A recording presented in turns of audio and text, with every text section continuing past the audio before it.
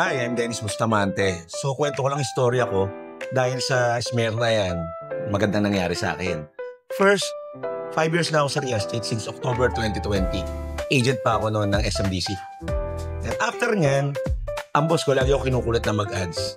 Pero malakas ako magbenta more on connections since I'm a member of some organization. Pero ang kagandahan talaga sa ads, napapansin ko most of the top sellers ng mga developers, kahit sa amin sa SMDC, ads lang talaga ang ginagawa.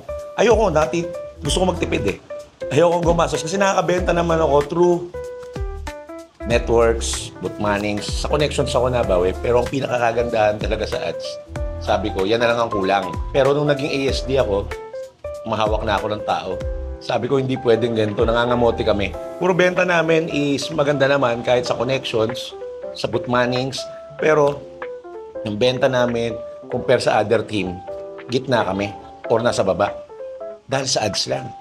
Pero itong new team ko, since I'm international na, yun, nagbago. Naisip ko na naramdaman ko yung hina ng benta. So, kailangan pagganahin ko yung tatlong source of sale.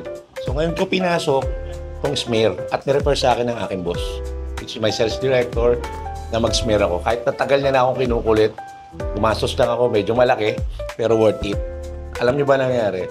4 days lang after ng smear, nakabenta ako ng 2-bedroom with balcony sa isang project, personal sale.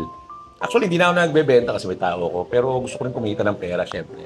Then, meron kaming group ads na ako rin ang gumawa. Ang lakas ng, umabot ng 250 yung inquiry. Hindi man nagkaroon ng bentang marami, nakabenta kami ng 4, yung tao kong sumasagot. So, I suggest sa mga taong mahina ang benta o nagkakaroon ng struggle, gusto nyo lumakas, magaling kayo sa saturation, magaling kayo sa bookmanning and connections, idagdag nyo yung ads, ang lakas. So, maganda to. Thank you. Si Coach Roel.